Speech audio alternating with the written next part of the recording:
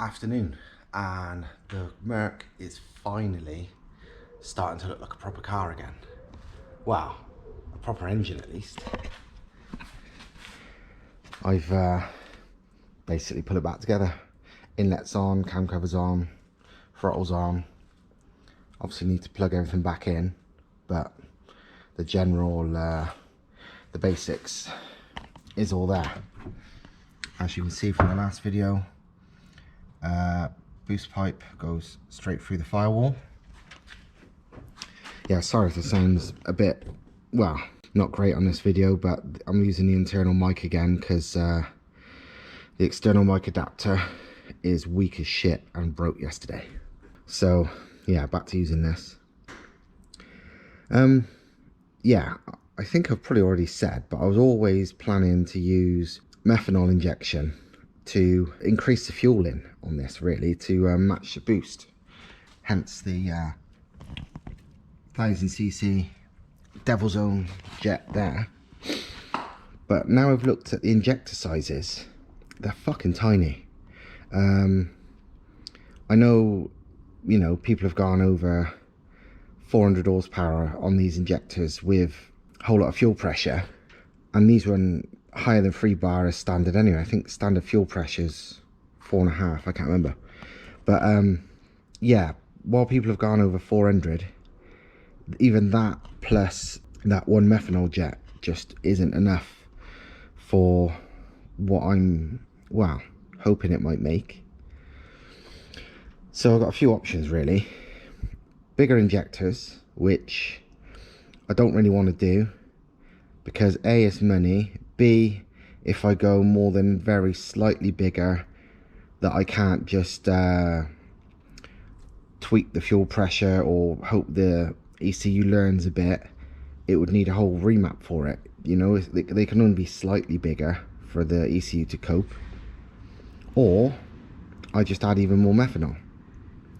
And considering what I did with the Corolla with the methanol, I pretty much doubled the fuel in with methanol. I had 550cc injectors and added that much methanol that I was pushing, I don't know, about 500 brake going by the performance time.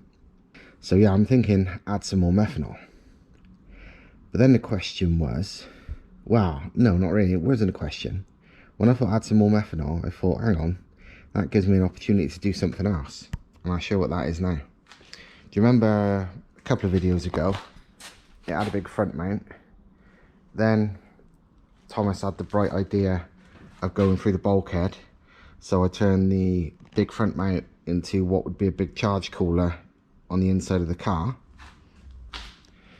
Well, there's that intercooler now on the floor, and that's because it's gone. Basically, I'm going to run non-intercooled. A couple of reasons.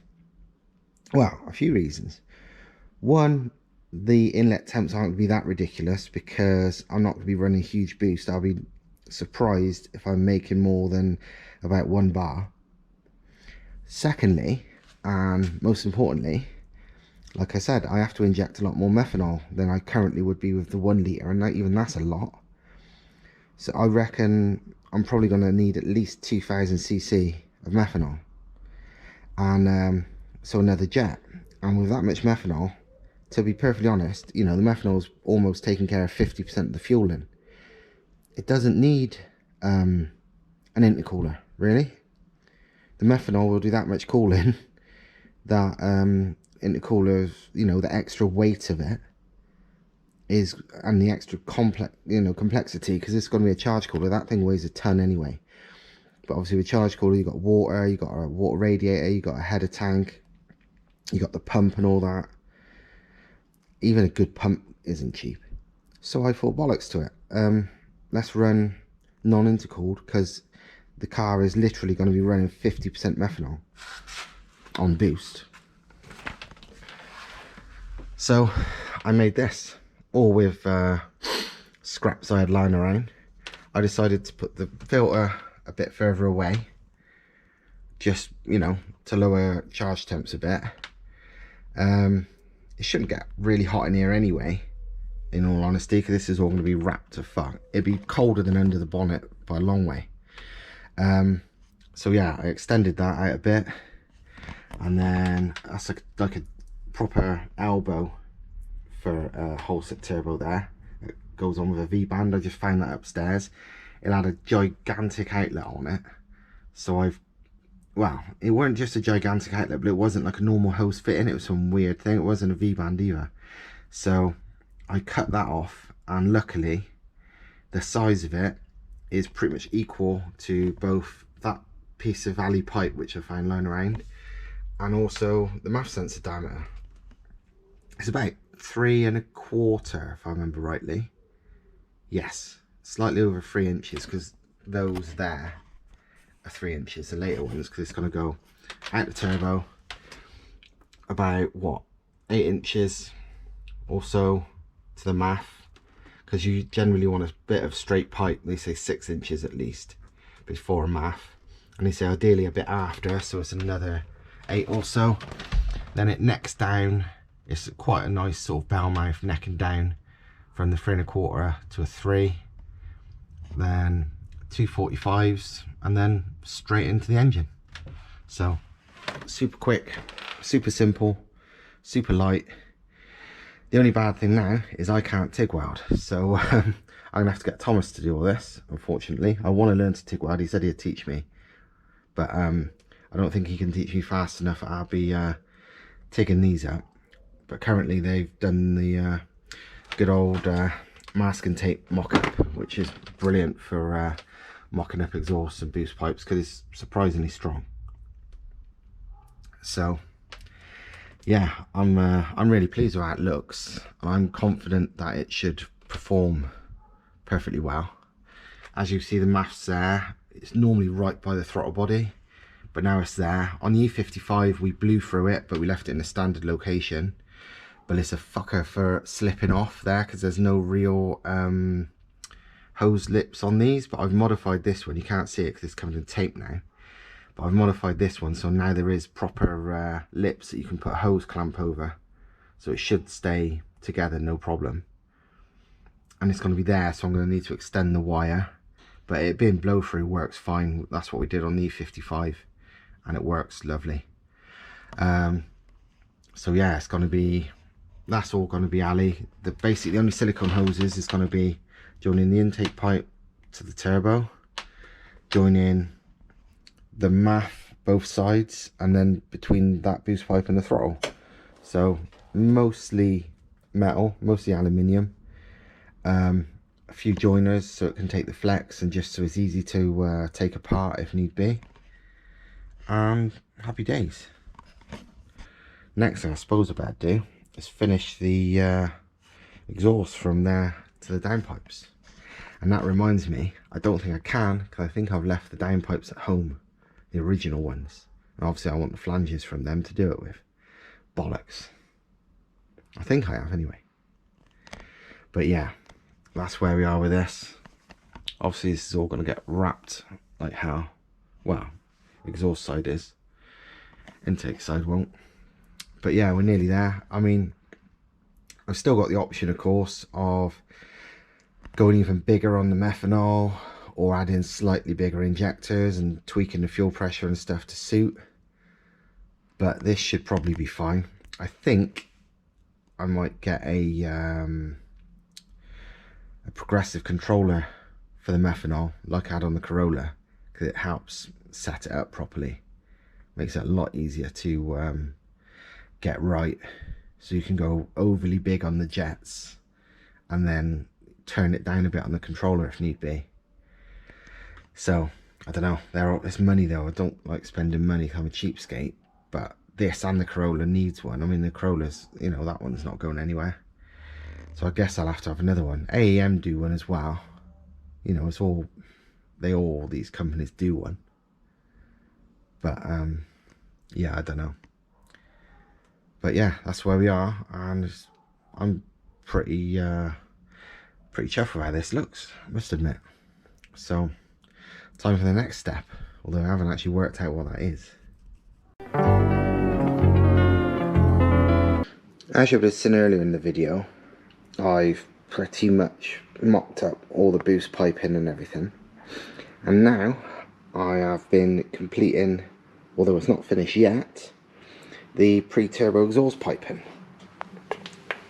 Obviously now we've got wastegates, well, turbo, twin scroll of course, wastegates, then this is one to each bank. Obviously you've got the V-band joins there. That is 2 flexes, one for each, because, wow, a flexi join is a good plan when you're doing something like this. That is the 1 bank exhaust. It's pretty much finished. I just need to finish that final bit. I might put a V-band on there as well, because it'll make it easier to remove if this is in 2 parts. So we've got the down pipes and this underneath pipe as 2 separate bits. I've had to stop because I've basically run out of pipe. Literally all of this is just spare shit I've had lying around of the right bore. It's like 2 inch. You know, this is all, you know, I haven't bought any of this. I've just done a lot of measuring and cutting and working out and quite a lot of luck. And I've got the vast majority of it done with random pipe I had lying around. I mean, this is only spot welded for now, just to, but once I've got it mocked up, I can take it off and weld it up properly. But yeah, I've practically finished that one, and this one pretty much just needs what's there or thereabouts, a straight pipe. I just haven't got any, so I'll have to go and buy some. So if I could show you the down pipes, if you can see how well you can see that, but that is basically original manifold and original flange. I just bolted to that, comes straight down there, and then a 90, and it will go to that there, from there. This side is slightly different because the amount of room is different. So again, straight from the manifold, and it's like a long and then a 45, and then to all of that shenanigans. So yeah, it's not bad at all. I'm going to need to add the lambda sensors. This is standard, it's got pre and post cat. I'm only going to refit the pre-cat ones, because they're the ones that sort of help get the ECU to adjust the mixture to correct it a bit for idle and just in general. The post-cat ones are purely to tell them if the cat's working properly or not. You know, it's it's pretty much to bring up fault codes, so they ain't even going back at all, because they were fault code regardless, because there ain't no cat. But yeah, it's worked surprisingly well, considering it's purely bits I've got lying around. So yeah, I'm quite surprised. It's been a bit of work, but fuck it, it's not cost me anything. So yeah, we're getting pretty close. Right, that's it for this video, and hope you enjoyed it. And to be honest, I really enjoyed making it for once. Sometimes it's a ball ache, but I've got quite a lot done this time, and I can sort of see the light at the end of the tunnel with the Merc. It's all gone pretty well. As usual, like, share, subscribe, all that stuff. And because it, you know, it'd do me a favour, especially YouTube. I don't know if you're watching this on Facebook or YouTube, because it's the same bloody video, but it's great for both. But my YouTube's not at all popular yet, so if you can push it on there, please do. My Facebook's going alright, I ain't gonna lie, but YouTube, nothing yet. So push it, please. Obviously, the more popular this kind of stuff gets that I do, the more time and money I can spend on it, and as you lot know, the more mad shit I can actually do. So obviously, if you want to keep this crap going, or, well, it's always on the go, I ain't gonna stop. But if you want to make this stuff, you know, as crazy as I can, as quick as I can, I'd love to get the YouTube thing really rocking. So, you know, do your best. Sound. I'll see you next time.